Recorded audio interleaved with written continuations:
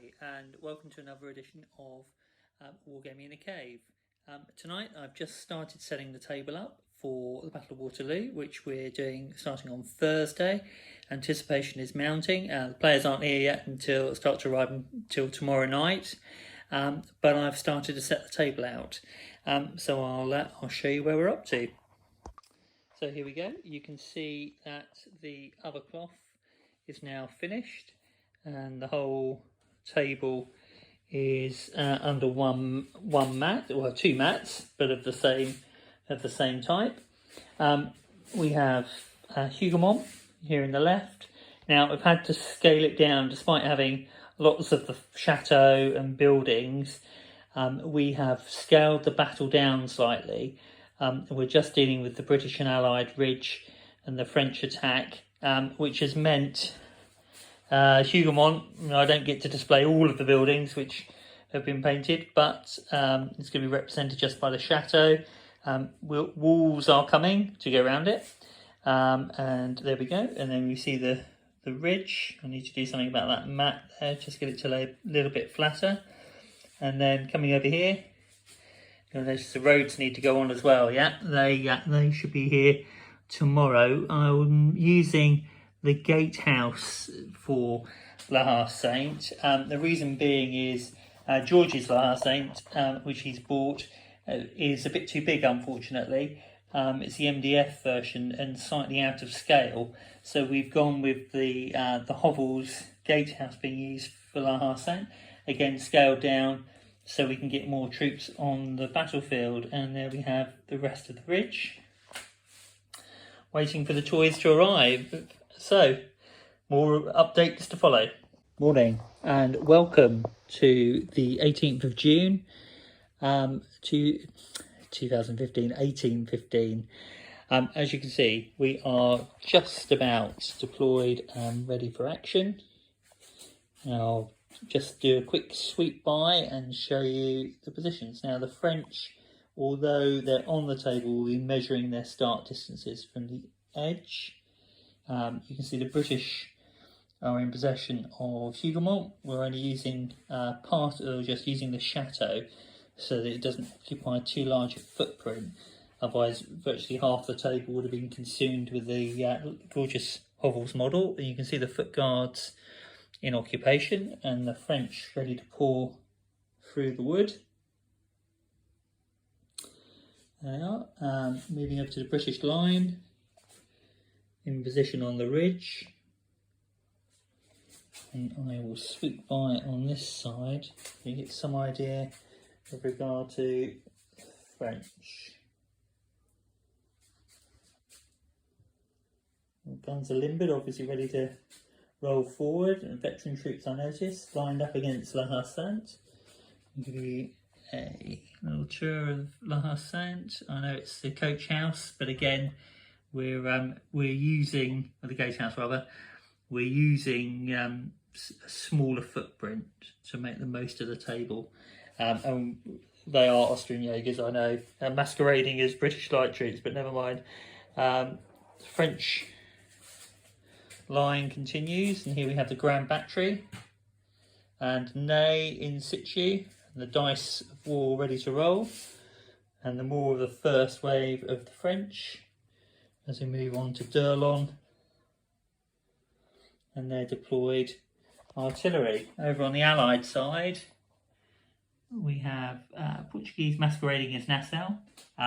Here we have Violent on the front slope, bravely going to take on the Grand Battery. I'm hoping it's brave. And the Bombardiers artillery and rocket battery ready to help defend La Harce Saint. Reports to follow. Cheers. Live update as the French begin their march across the table. A little bit of hesitation this turn. And Violent is withdrawing towards the top of the ridge. Other than that, not a lot has happened in the first couple of turns. Quick update, the French columns have just charged in, taking a few casualties on the way in, and we will be resolving the hand-to-hands very shortly. Quick word with the commander. Any comment? An urgent update. Martin, do you want to tell the world about your glorious victory? Well, the rewriting of history. La Haye Saint has fallen. No, it's not La Haye Saint. Oh no, it's Hougoumont. Total rewriting. With some miraculous dice rolling, it has fallen on the second attack. The guards have retired back in embarrassment. Okay, so it was indeed. Yeah. A quick update is that the chateau has fallen, but the guards in the garden have managed to hold off the French. The French have 2 battalions that have retreated. The other is holding on to the chateau. As you can see, though, it's taken a few casualties, but it did indeed demonstrate glory this turn. The guards sheltering in the lee of the hill, suffering in their embarrassment. We'll work our way down the table. In the centre, Guards are very hesitant. the French coming on in line, surprisingly. Skirmish lines are engaged around the edge of La Haye Saint. Over here, Omtida's Royal Horse Artillery Battery has been pathetic, as they've endured 4 casualties on themselves.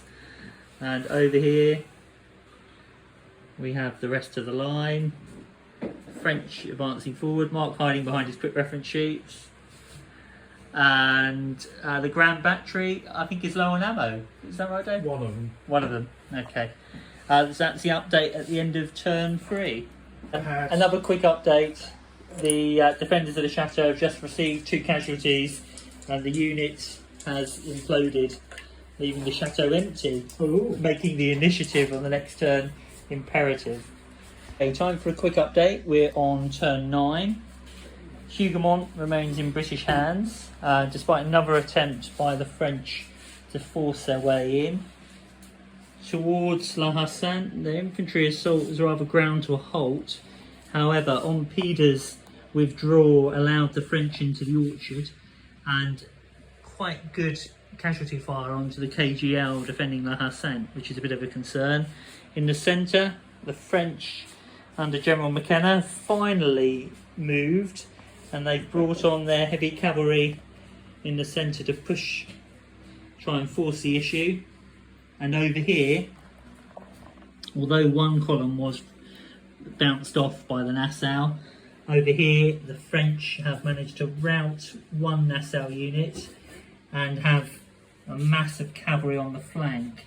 We're hoping that the British cavalry will arrive this turn to support us, but we will see. And there it is. We'll leave it there as we start turn 9. A brief update. The first attack on La Haye Saint has been repulsed, but the KGL up to 7 casualties. Not good. Yes. Quick warning update.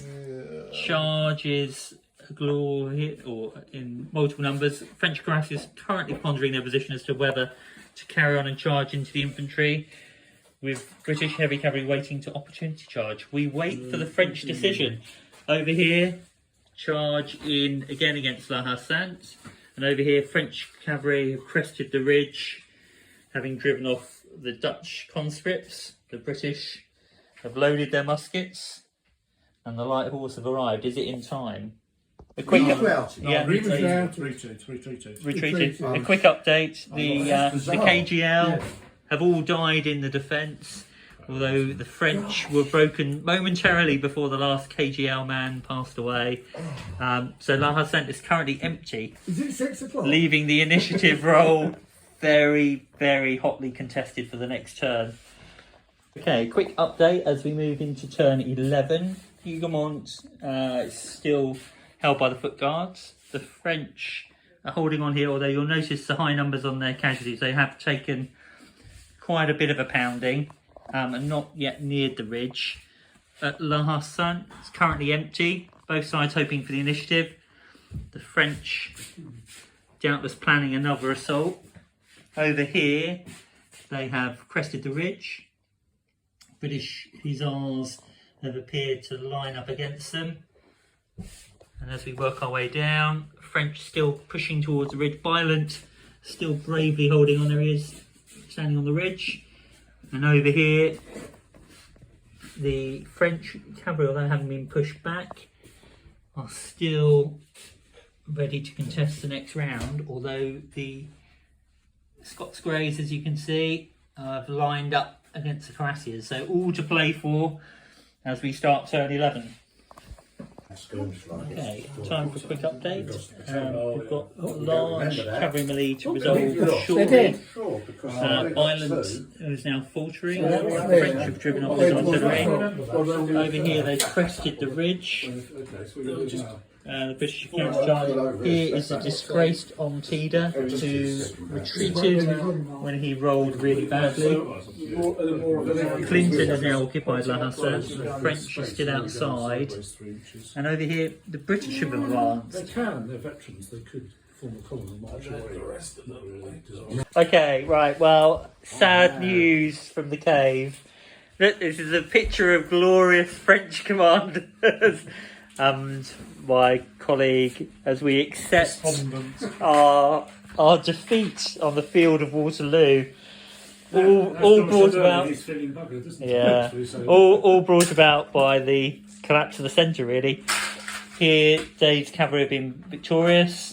Both Kellerman's cavalry, both of the light horse here have retreated off the table.